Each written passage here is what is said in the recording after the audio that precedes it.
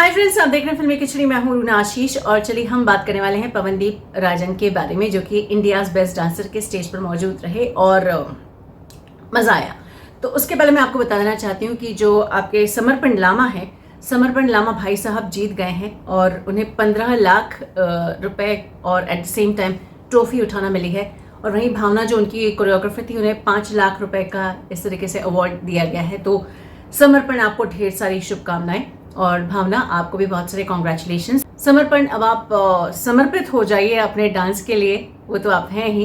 अब अपने डांस की जो कीर्ति है वो दुनिया भर में फैलाई, क्योंकि मंच बड़ा अच्छा मिला है।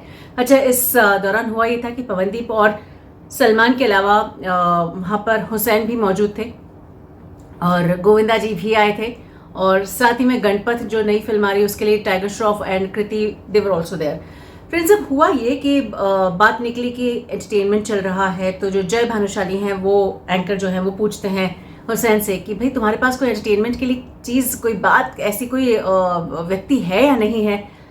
तब इंट्रोड्यूस किया जाता है पवनदीप राजन को और फिर सलमान को, और वो क्लियरली कहते हैं हाँ भाई, इंडियन आइडल 10 एंड 12 के चर्चित चेहरे यहाँ पर आए हुए हैं अपने संगीत का जादू बिखेरने के लिए। और फिर पवनदीप शुरू हो जाता है। एक तो इतने दिनों बाद उनको स्टेज पर देखा तो बड़ा मजा आ रहा था।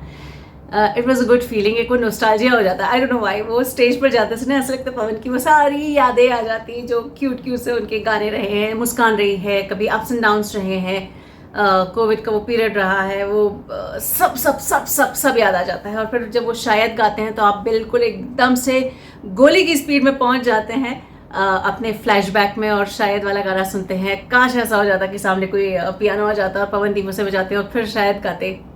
नहीं भी बजाया तब भी अच्छा ही गाया। बट मुझे ज़्यादा मज़ा पता है किस में आ रहा था, व्हेन ही वाज सिंगिंग तुम क्या मिले। रीज़न बिहाइंड, एक तो एकदम लेटेस्ट गाना है और पवन की आवाज़ में बहुत ज़्यादा सुना हुआ नहीं है, तो वो जो हरकतें हैं, जो मुर्कियाँ हैं, जो इस गाने की रेंज है, पवन जब गाता है ना तो ऐसा लगता है कि ये गाना तो इसी ने गाया है पक्का, ये किसी और ने नहीं गाया है। बट सर्टनली अरिजीत का गाना है, इतना फेमस सिंगर है, तो I won't be able to say that कि उसने कम ज़्यादा अच्छा बुरा नथिंग।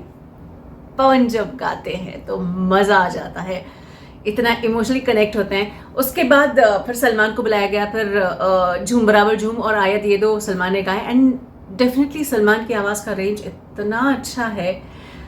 इंडियन आइडल 10 में अगर वो विनर हुआ है, अगर वो विजयी हुआ है, तो वो क्यों हुआ ये सब समझ में आ जाता है यार। इन दोनों को देखकर मज़ा आ रहा था। एंड ऐसे में फिर इंडियन आइडल के जो नए कलाकार हैं, 3 नए कलाकारों को बुलाया गया था, जिनके बारे में मैं आपसे बात करना भी चाह रही थी।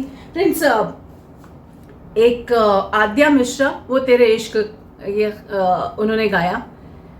मुझे आद्या की आवाज़ पसंद आई, क्योंकि बहुत खालिस तौर पर से एकदम जिसे बोलते हैं ना, ठुमरी गाने वाली, एकदम क्लासिकल ट्रेंड, मुझे नहीं मालूम कितना ट्रेंड है वो, बट बहुत अच्छी लग रही थी यार आवाज़। मुस्कान श्रीवास्तव की आवाज़ की जो खनक है, वो जो पहला सुर लगता है, वो बहुत अच्छा लगा मुझको। उन्होंने जो गाया वो रोज़ शाम आती थी मगर ऐसी न थी। Good, I want to look forward and hear more and more songs from her. And then Vaibhav Gupta, Jigra Chaknachoor, it was good यार, मस्ती भरा सॉन्ग था और बहुत अच्छा था। तो जैसा कि मैंने पहले भी अपनी स्टोरी में कहा था कि इंडियन आइडल 14 के लिए ये लोग आए हैं प्रमोट करने के हिसाब से। हाँ, हुसैन ने बोल दिया कि इससे भी बेहतर परफॉर्मेंसेज होने वाले हैं, तो चल झूठे, पवन सामने खड़ा और ऐसे बोलता है। एनीवेज, ये बोलने का स्टाइल था, आई टोटली अंडरस्टैंड, बट मज़ा आ गया यार शो देखकर, क्योंकि पवन गा रहा था। Certainly I wanted to see Arunita, certainly I wanted to hear साइली। अब हर बार थोड़ी ना आएंगे यार, ऐसा थोड़ा ना होता है, पर दिल की जो इच्छाएं हैं, दिल का जो लालच है, वो हम कभी कम नहीं कर पाते हैं। तो फिर भी पवन, तुम्हें देखकर बहुत अच्छा लगा। और समर्पण यार, बहुत बहुत बहुत सारी शुभकामनाएं तुमको। जय हिंद।